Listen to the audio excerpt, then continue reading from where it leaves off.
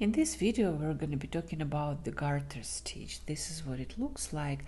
And why did I have to make this video is because I knit my entire wardrobe using this combination Continental Eastern European old granny style, and I had questions about that style.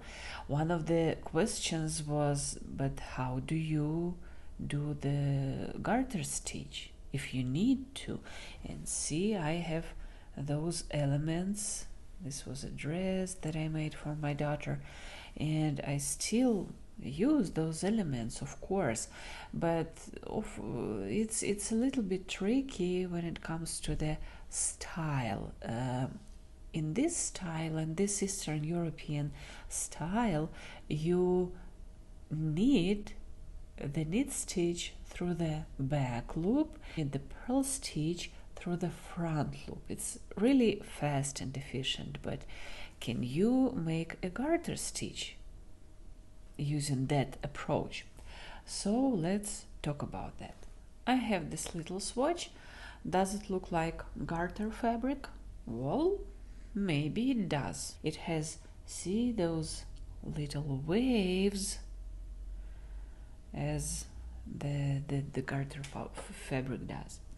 Now, I would normally avoid knitting this way, but since you guys have asked me, how would you make garter fabric using this Eastern European combination Continental style? Would you go through the back loop for a knit stitch?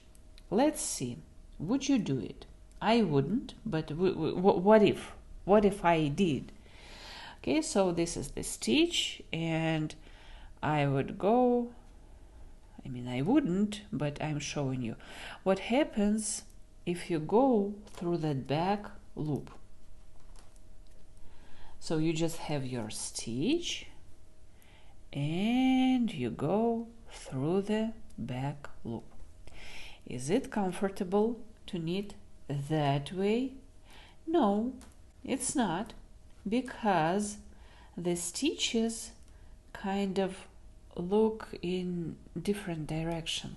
How garter fabric is created: you knit on both sides, both knit side and the purl side. So let's say this was a purl side and I was grabbing the back loop of the stitch and knitting through the back loop.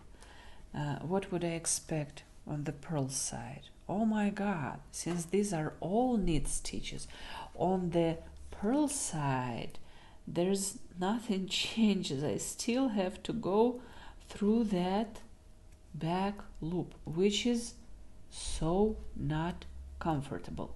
But is it doable? Is it possible to do? Yes, it is. See, I'm knitting through the back loop. But what is the result? The result is that each stitch gets twisted. It's the first result, and the other result is that it's not comfortable to knit this way, because when we go knit stitches on the knit side, purl stitches on the purl side, the stitch is like we find the most ergonomic way of knitting, and here it's just not ergonomical at all. But what do we have here? If we pull the fabric a little bit, we see very obviously that all stitches are twisted. Now, can I still use this as a design element? Because this fabric is really tight. Well, for some designs I might need that effect. I might need those twisted stitches and that tightness. Okay, does it work for any design? No, of course not. So you still can go through the back loop. You can use this way of knitting through the back loop on both knit and purl side to achieve this garter fabric look? Well, yes, you can. Will stitches be twisted? Yes, they will be. Can you still use on certain yarns for certain designs? Yes. Would I go for it? No, because it's not really comfortable to knit this way. Well, maybe just a little element, but you see my hands get really tight. I would like to avoid that. But yeah, just in case, if you were wondering what happens if you knit each stitch on both rows, on both knit side and purl side through the back loop, this is what happens. You still have those cute lines, you have your stitches twisted, and you have to spend extra time going through that back loop because twisted stitches are not comfortable to make. Now, what would I do? What did I do here when I was knitting this dress? It was knitted flat, by the way. See, here's this side seams, and I have had those elements which are knit stitches on both sides. So how did I do it? They're not twisted. Well, of course, I just switched to classical way of knitting the knit stitches. For garter fabric, it's just more ergonomically correct to go through the front loop as you go traditionally. Okay? You just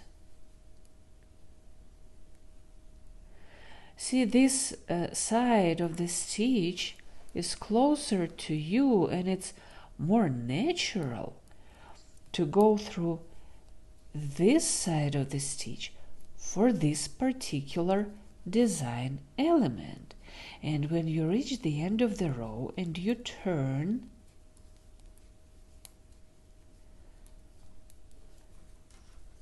what happens? The stitches look the same way, and on the other side, whatever the purl side or knit side is, it's just the same. You have to go through the front loop. And when I'm done with this element, for example, like I was done with it right here, okay, I would just switch to my natural stockinette stitch.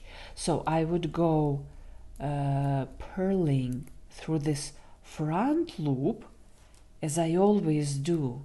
This is what my purl side, my way of purling is.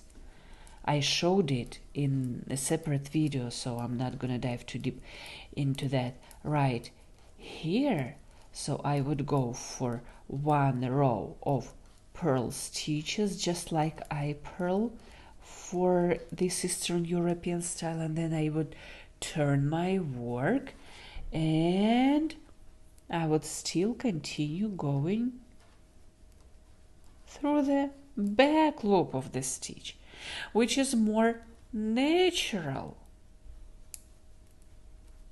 and saves time, energy, effort. See, we went from these lines, and now it's just a stockinette stitch. Okay, but what if we go maybe for purl stitches on both sides, on both knit side and purl side?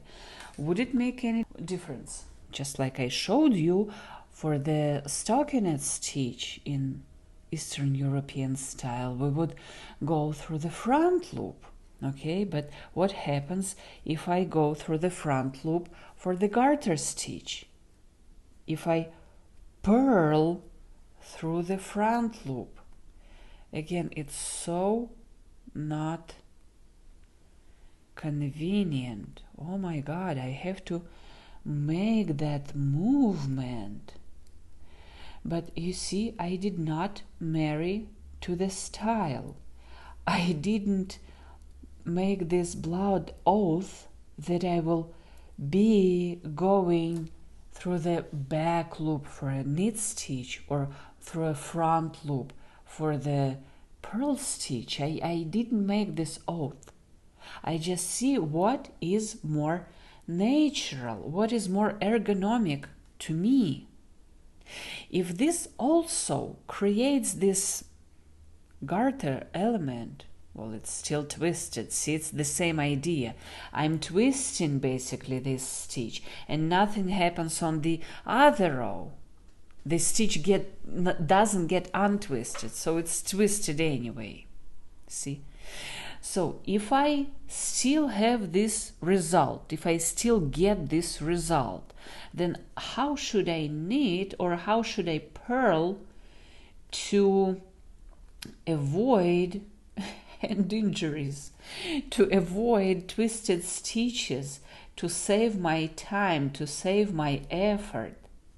So I just need to take a critical look at what's going on and see, okay, I have this stitch, I have to purl it. So how do I purl it? I purl it this traditional way, going through the back loop. Is it more ergonomically correct? Yes. Does it help you to avoid twisted stitches? Yes. So I'm gonna finish this first row. Okay, I've reached the end of the row. I'm gonna turn my work and see what should I do, how should I purl on the other side. The same way, through the back loop. Okay.